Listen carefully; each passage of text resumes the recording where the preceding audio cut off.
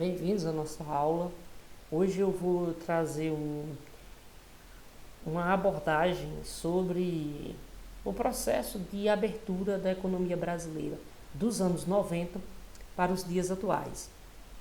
Então, as reformas dos anos 90 e a abertura da economia brasileira.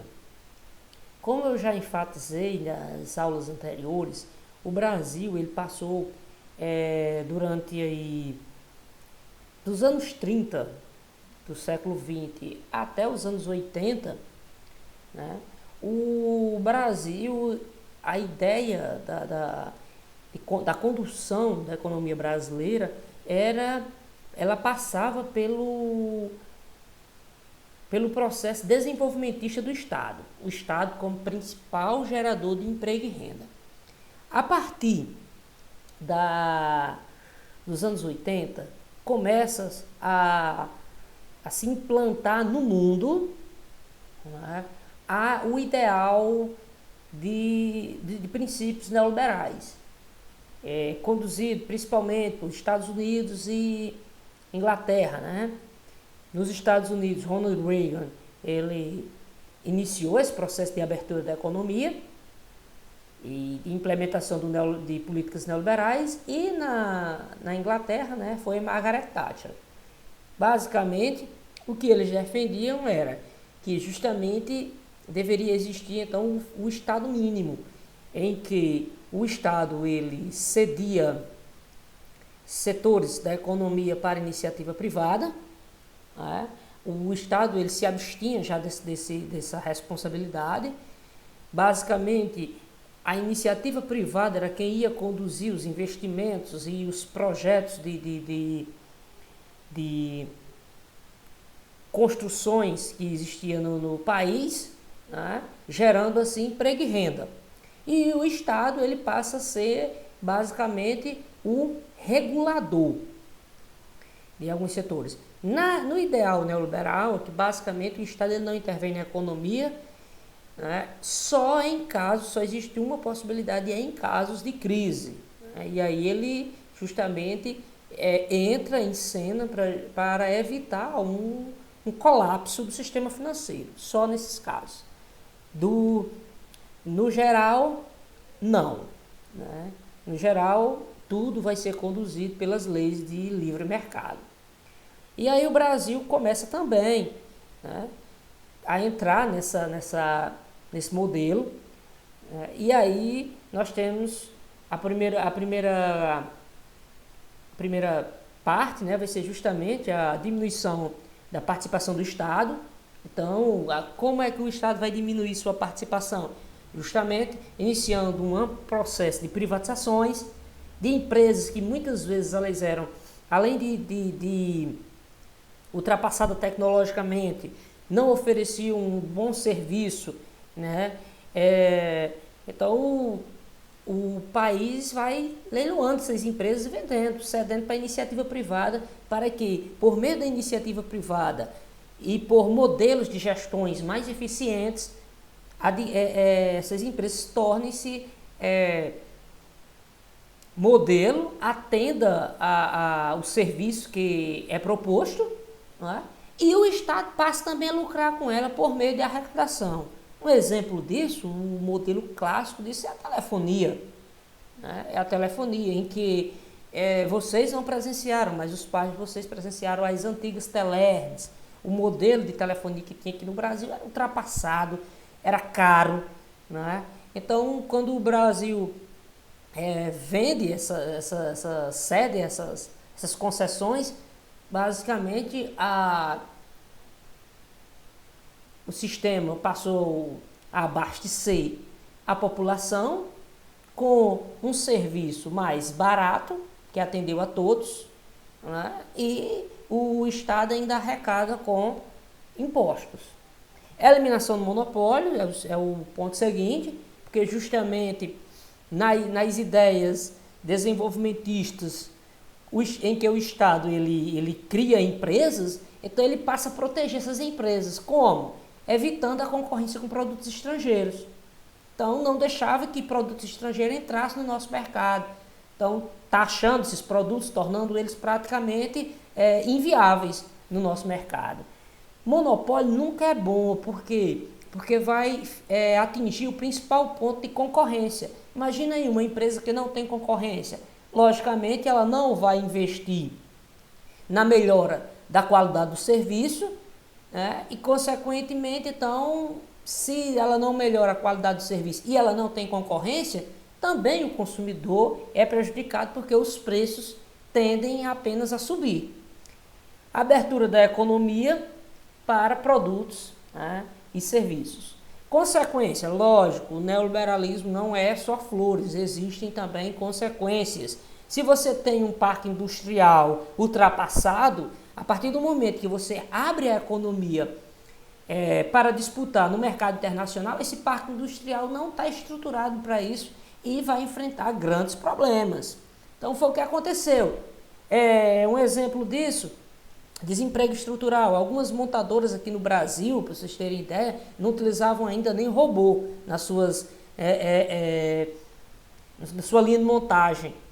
Certo? Quando essas montadoras, a Fiat, a Volkswagen, começaram a implantar robôs no processo de produção de seus carros, muitos empregos foram eliminados. Os robôs começaram a substituir as pessoas. Então, começou a surgir então, o desemprego estrutural. Nos anos 90 também foi marcado pelo desemprego conjuntural. O que é o desemprego conjuntural? Justamente é o fato da economia ela não crescer. Se a economia ela não cresce, ela não está gerando novos postos de emprego. E cada vez mais as pessoas que vão saindo das faculdades, das escolas, vão atingindo a idade de entrar no mercado de trabalho, elas não encontram postos de emprego para ela, certo? Então aí vai gerando um excedente de mão de obra. E o outro fator de consequência, né, é a concorrência. Então, muitas empresas brasileiras, elas, nos anos 90, elas fecharam as portas porque não aguentaram a concorrência com produtos estrangeiros. Um exemplo, a nossa bela empresa, fábrica de brinquedos, a Estrela, dos anos 90, né? Então, fabricava produtos, né, na linha infantil e não aguentou a concorrência com os produtos que entravam no mercado brasileiro, principalmente os produtos chineses. Bom, aqui eu trago uma reportagem, essa reportagem é da Folha, quando completou 20 anos da abertura da economia brasileira. E essa expressão que trago aqui para vocês foi a expressão proferida pelo então presidente Fernando Collor. Collor tinha razão. O carro brasileiro era uma carroça. Então, essa não é a íntegra, né, da reportagem, apenas alguns trechos que eu destaquei. Então, do repórter Jace de Souza Mendonça, da Folha. Abre aspas, né, para o colunista.